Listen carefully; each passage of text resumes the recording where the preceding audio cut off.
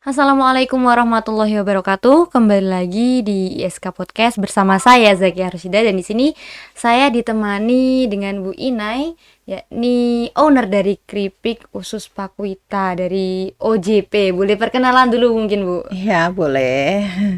Assalamualaikum warahmatullahi wabarakatuh. Nama saya Bunda Inai, Nuraini Rajab. Hmm, Saya owner dari OJP, Mas Jajan Pakuita. Oke, mungkin kita nanti tanya-tanya mengenai sekitar OJP dan produk UMKM yang masuk ke Indomaret. Jadi kan mungkin bisa penjelasannya dulu, apa sih itu OJP, Bu? Gitu. Iya, OJP itu Mas Jajan Pakuita, dari keluarga besar ya. Jadi sekumpulan dari kakak, ponakan, adik gitu bikin produk. Nanti taruh di tempat saya. Tadinya cuma Pakuita saja gitu kan. Saya lihat ini pasaran bagus gitu. Saya cuma hanya produksi kerupuk raba saja. Ternyata dari reseller tanya, kenapa nggak ada produk-produk lain seperti itu. Jadi OJP sendiri adalah kumpulan dari beberapa produk Produk. yang dikelola oleh satu nama, yaitu OJP itu Iya, tadi ya. saya sendiri. Oke. Ya. Jadi mulai kapan nih, Bu, produksi dari OJP itu sendiri? Tanggal 12 Oktober 2018. Jadi Seperti itu. udah beberapa tahun ya? Udah Sudah berapa tahun itu? 18 udah 4 tahunan 4 tahunan ya? 4 ya. tahunan. Iya, 4 Oke. tahunan. Udah 4 tahun jadi produk OJP. Mulainya dulu dari rambak atau apanya dulu? Iya, saya mulai dari rambak kulit kerbau kayak gitu. Apa aja sih, Bu, produknya yang dari OJP? OJP yang kami produksi sendiri itu kerupuk rambak kulit kerbau, terus merambah ke keripik Usus. usus, lalu merambah lagi ke keripik basreng, juga sambal, iya, sambal Pakuita. Oh, jadi Gitu. ada 4 produk yang sekarang berjalan. Ada 5, Mbak. 5. Lagi kemarin ada yang nanya, langsung saya bikin kerupuk rambak kulit sapinya, rasa kerbau, Jadi sapi ada ya. 5 produk dari OJP Iya, sendiri. iya, Sekarang seperti udah itu. berjalan gitu ya. Sampai Iya. mana, Bu, pengorderannya ini? Dari Kudus sendiri langsung ke Jakarta, Jakarta, terus Bandung sama Kalimantan. Udah sampai Kalimantan juga, Alhamdulillah. berarti udah sampai ke luar daerah. Iya. Gitu. Mengenai OJP sendiri, kemarin kan ada berita-berita tuh, ada produk UMKM yang udah masuk ke ranah Indomaret. Itu gimana sih, Bu, kok ceritanya kok bisa gitu? Iya, jadi gini, ya itu mungkin karena kehendak yang di atas ya. Padahal Pasti. saingannya luar biasa, Luar biasa. ketatnya iya. Dari beberapa UMKM waktu itu dari dinas kita diundang ke kabupaten, di situ banyak-banyak produk UMKM dikumpulin langsung dikurusi seperti itu. Iya. Jadi ada mungkin beberapa produk UMKM yang dikumpulin jadi satu, tapi yang masuk ke dalam Indomaret itu hanya beberapa produk gitu ya, Bu? Iya, dan alhamdulillah salah satunya itu produk saya masuk kurasi. Saingannya ketat sekali, Mbak, nggak asal itu. Dan itu prosesnya bagaimana? Kok bisa gitu? Kan pasti melalui beberapa proses sampai bisa masuk ke Indomaret ini. Mungkin jadi bisa apa ya, untuk pengetahuan produk-produk UMKM yang lain juga kalau ingin maju ke ranah seperti itu. Mungkin bisa dijelasin. Jadi gini, kalau mau masuk Indomaret itu benar-benar produknya harus punya izin lengkap. Salah satunya yaitu PIRT harus punya, dan produknya benar-benar kualitas rasanya harus terjaga. Seperti itu. Yang pertama itu harus punya Iya, PIRT. PIRT izin usaha. Izin usaha sendiri, dan itu juga nggak mudah ya, Bu? Nggak mudah. Seperti itu, yang benar-benar harus izin usahanya harus komplit seperti itu, Mbak. Ya. Jadi selain izin usaha, mungkin apa lagi yang harus diketahui oleh produk-produk UMKM? Ini apa namanya, kemasan. Kemasan. Kemasannya itu harus harus gimana ya, harus bagus, bukan harus bagus pure, tapi benar-benar yang gimana ya, bisa Memenuhi menarik kriteria gitu ya. kriteria pembeli itu bisa tertarik kayak gitu. Jadi untuk proses masuk ke Indomaret sendiri itu dibantu oleh siapa, Bu? Dari kemarin itu saya iya itu seperti diundang dari dinas, Dinas. dari dinas diundang untuk di pendopo. Nah, dari pendopo itu langsung semua produk-produk dikumpulkan. Di Jadi situ. dipilih untuk masuk ke Indomaret itu jadi produk-produk yang hanya yang terpilih gitu ya, Bu, berarti. Iya, yang ikut kurasi 9 orang ya, Mbak, yang lolos. Padahal di situ banyak ya yang Banyak diundang. produk-produk yang Banyak. diundang. Iya. Tapi hanya 9 produk ya Iya, hanya yang 9 produk yang bisa lolos. dipasarkan Dipasarkan di Indomaret Indomaret. sendiri gitu. Ya, Kalau sendiri. sampai sekarang ini udah ada karyawan atau masih sendiri, Bu? Alhamdulillah sudah ada. Sampai berapa orang? Baru Mbak kecil-kecilan ya. Ada 3 orang. 3 orang. Ada 3 orang karyawan.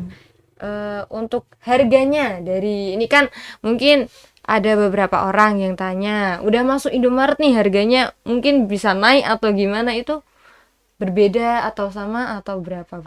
Kalau di Indomaret itu harga merakyat malah. Karena Indomaret itu melayani dari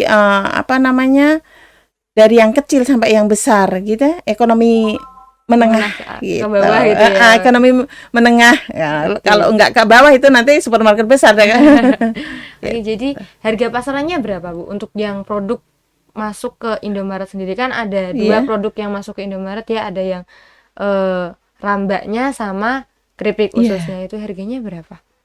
Kalau rambak itu masuk di Indomaret itu ini harga reseller atau harga jual ya? Harga jual. Harga jual. Harga jual dari Indomaretnya. Itu 20.000. 20.000. Iya, terus kalau yang usus itu 12.800. Oke, masih standar Standar sekali, banget ya untuk sangat produk-produk murah, seperti mumir ya. itu. Murah meriah. Iya. Oke. Lalu di mana, Bu, proses pembuatan kerupuk Pakuita sendiri ini? Proses pembuatannya itu dimulai dari kulit, Mbak. Tapi yang bikin nggak di rumah. Kami kalau sudah jadi nanti disetorin ke rumah gitu. Biar nggak ribet kan, soalnya usahanya banyak. Jadi nggak hanya kerupuk saja seperti itu. Jadi proses produksi nasi ini masih di rumah, yakni di Ngembal Kulon. Iya. Ada di Ngembal Kulon, RT 3 RW 3 Jati Kudus. Oke. Lalu pasti setiap orang atau setiap usaha pasti ada kendalanya ya, Bu. Iya. Itu kendalanya gimana nih? Bisa diceritain mungkin? Iya, boleh. Kendalanya ya begitulah. Kita harus fokus di usaha. Kalau ada nyinyiran ini itu pasti ya, pesaing kan banyak ya. Jadi kita harus benar-benar untuk ekstra hati-hati untuk kita berbisnis gitu. Untuk masalah kendalanya itu di hujan. Kalau kerupuk sendiri ya. Hujan. Kalau ada hujan gitu nggak bisa nyemur, Mbak. Kayak gitu. Jadi melalui proses penjemuran itu ya. Melalui proses penjemuran ya. Kalau kendala yang ada di keripik usus mungkin? Kalau keripik usus itu sekarang itu agak susah, Mbak, didapatin. Biasanya kan disetorin langsung dari peternak. Sekarang itu sudah mungkin pesannya banyak. Seperti itu. Kendalanya itu saja. Kendala bahan baku. Bahan baku ususnya yang agak sulit didapatkan untuk saat seperti ini. itu. Terus pasti ada susah, ada senangnya. Iya, untuk pasti. usaha kan pasti ada bagaimana di sisi down-nya juga, bagaimana di posisi atas juga. Itu mungkin bisa sharing-sharing sama kita, Bu. Sampai di titik ini itu loh, bagaimana prosesnya gitu. Gimana ya? Kalau inget gitu kayak nangis ya. Jadi tadinya saya itu jatuh bangun ya, Mbak ya. Dari saya itu tadi pengusaha, saya jatuh, mau nggak mau saya harus pulang Kudus untuk gimana meneruskan hidup ya. Akhirnya saya di situ saya jatuh bangun, toko semua habis, saya berdiri, saya ingat waktu itu mbah saya itu waktu kecil itu kan ada di Black ada kerupuk, jangan nak, jangan makan banyak-banyak katanya, ini kerupuk mahal, kerupuk orang kaya katanya. Dari situ saya ingat, oh kerupuk orang kaya. Terus saya kerja di kantor ya, sebagai AM, area manager. Di situ saya punya memaintain ini ya, setiap ini. Nah, di situ ketemunya. Beliau salah satu bawahan apa namanya ya? Karyawan. Ya, itu dia, kok kamu datangnya kok terlambat. Saya setor dulu, Bu. Setor apa ini? Saya bilang. Setor kerupuk gitu. Kerupuk apa? Ibu mau gitu. Ya, langsung dibawain kan besoknya. Oh, ternyata kerupuk rambak. Terus saya mikir, wah, kerupuk, saya ingat kenangan mbah saya gitu. Oh, ini kerupuk Sultan. Terus ini aku yakin ini khas Kudus, kerupuk jadul gitu. Saya ini dari sini saya pas keluar dari kantor saya mencobalah untuk berbisnis, untuk usaha ini, karena di samping ini kerupuk Sultan ya, di situ saya ingatnya ini mbah saya bilang ini kerupuk kaya, ini khas Kudus. Di situ saya pegang gitu. Saya harus bisa untuk megang rambak gitu. Jadi Terbo. dulunya Ibu sendiri adalah seorang pengusaha gitu, Iya. pengusaha yang ada di Jakarta Jakarta. ya. Tapi setelah mungkin ada di titik terendah, terus kembali ke Kudus lagi gitu. Iya. Gitu. Di situ. Jadi perjalanan hidup ya Mbak ya. Suka dukanya seperti itu. Saya masih ingat anak-anak saya gimana harus hidup kan, harus berjuang gitu. Harus benar-benar, aduh pengen nangis jadinya. Jadi kayak apa ya Mbak? Aduh jadi pengen nangis seperti itulah. Jadi kalau ditanya susahnya kayak apa, emang bener-bener nol saya. Saya nol, saya kuatin. Pengusaha itu benar-benar harus kuat, harus kreatif, harus aktif, dan harus berjuang seperti itu. Bangkitnya saya itu, aduh benar-benar Mbak. Dan ini mungkin UMKM, para UMKM yang benar-benar dianya itu down, usahanya kendut-kendul gitu. Ayolah bangkit. Nggak ada yang nggak mungkin ya. Kalau kita berusaha seperti itu. Mungkin ada saran atau mungkin masukan-masukan lain untuk para UMKM yang sedang berjuang ini, bisa biar apa ya, mungkin produknya bisa keangkat lagi, atau mungkin produknya bisa go ke Indomaret atau bahkan yang lebih kayak gitu. Mungkin Amin. Bagaimana Bu sarannya? Saran saya para UMKM yang baru merintis, janganlah kendor, tetaplah semangat, tetap maju, harus berjuang bangkit. Tidak ada yang nggak mungkin kalau Allah sudah berkehendak. Intinya memanage diri sendiri. Seperti itu. Harus berjuang keras. Terus berjuang keras kayak Iya. gitu. Mungkin ada hal lain yang mungkin sebelum saya tanyakan Iya. Ibu, apa yang ingin Ibu sampaikan, atau mungkin tentang produk-produknya apa gitu. Rasa-rasanya ini satu rasa atau bagaimana Bu? Oh iya, ini kelewatan nanti. kelewatan ya. Ya kayak tegang. Ya, santai aja Bu. Dia santai, saya slow. Gini Mbak, kalau yang ini itu masuk Indomaretnya hanya satu varian rasa. Padahal di sini ada 2 varian rasa, original sama pedas daun jeruk. Kenapa cuma varian rasa satu kan? Satunya waktu itu waktu saya itu ada pengumpulan produk, saya bawa cuma satu. Oh, gitu. Jadi yang varian rasa satunya lagi nggak masuk. Terus basreng ini malah nggak masuk.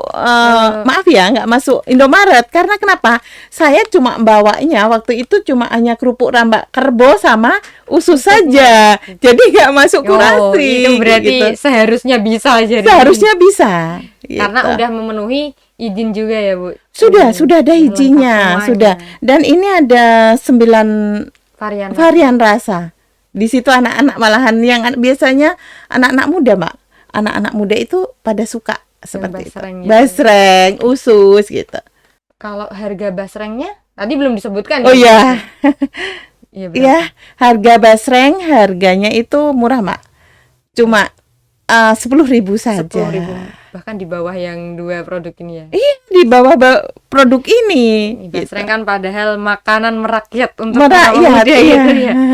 Oke. Dari ikan tenggiri. Tenggiri. Dari Oh, ikan ada ikan tenggiri. tenggiri juga. Ada ini ikan basreng ikan tenggiri. Oh, rasanya. Iya, rasa.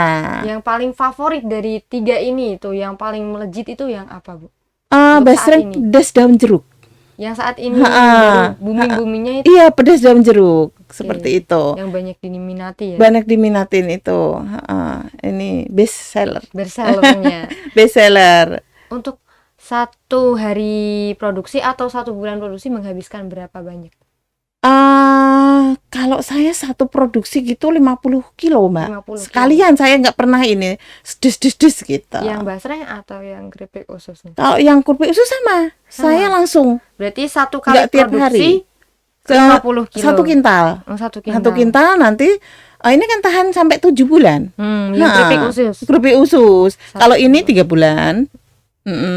Sedangkan yang kerupuk rambak kulit kerbau 1 bulan. Oke, jadi Kurang lebihnya. per produksi yang keripik ususnya itu 1 kali produksi 1 kintal. Untuk yang basrengnya 50 kilo. Iya. 1 kali produksi itu habis berapa bulan atau 1 bulan udah habis? No, itu semua tergantung Iya.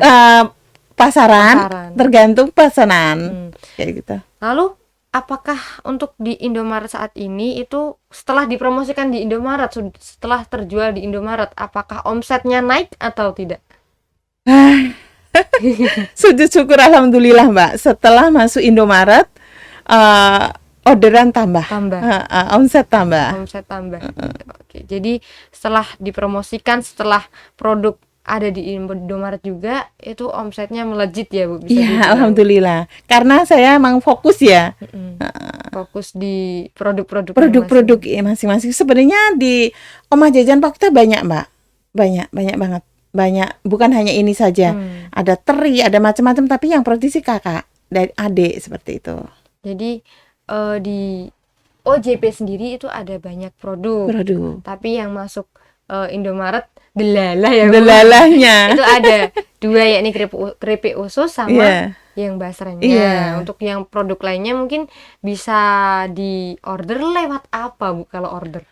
Kalau order itu lewat langsung chat pribadi, IG. IG-nya apa, Bu? IG-nya Omah Jajan Pakwita. Terus FB-nya Omah Jajan Pakwita juga. Shopee seperti itu. Baru itu. Udah melalui marketplace juga ya. Berarti udah di Shopee udah ada. Sudah ada. Itu Omah Jajan Pakwita. Udah lama juga. atau gimana kalau yang di Shopee sendiri? baru mulai kalau yang di Shopee. Biasanya lewat IG atau lewat langsung hello sayang. Oke, itu bicara mulai dari pembuatannya tadi, dari mulai jatuh bangunnya juga ya, Bu. Dari OJP sendiri bagaimana membangun bisnis ini dan sampai udah go ke Indomaret, udah ada di marketplace juga. Dan semoga produk-produk yang lain semoga bisa menyusul ke Indomaret juga. Harapan saya UMKM itu ayolah fokus and fokus gitu. Fokus satu tujuan, apa yang diusahakan di produknya. Yakin bisa. Nggak ada yang nggak bisa. Yakin. Asalkan kita benar-benar produk kita yakinin. Pokoknya apapun kalau kita sudah berpartner dengan Allah, kalau saya gitu, Mbak, selalu berpartner dengan Allah, yakin bisa. Kuncinya yakin ya. Yakin. Keyakinan, niat, semangat dan tekad. Gitu. Tuh pesan dari Ibu Inai, keyakinan, semangat dan tekad gitu ya. Yakin dan yakin. Mungkin itu aja atau mau yang disampaikan lagi mungkin? Sudah, Mbak. Yang penting itu saya sudah bersyukur bisa udah sampai sini juga. Dan terima kasih banyak. Ternyata ISK percaya dengan OJP.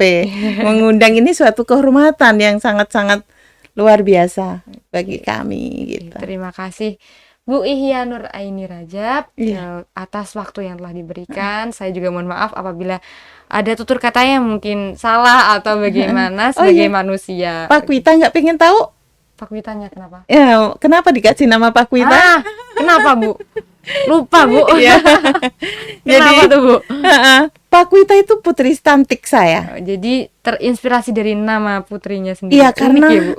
unik. Pak Wita bukan karena gitu. Beliau saya ajung-ajungkan bukan karena apa. Tak ajak susah, Mbak. Tak ajak merintis usaha. Itulah putri saya. Ternyata mekar. Bisa kirim sampai ke luar negeri kemarin dia sampai sama temennya. Iya. Sudah sampai ke luar negeri ya Bu? Alhamdulillah. Bu, order Order ada dikirim ke sono. Diem-diem gitu. Oke, itu aja atau ada yang lain ditambahin? Sudah. Ada yang lupa lagi? Oke, itu sekian dari saya, kurang lebihnya mohon maaf.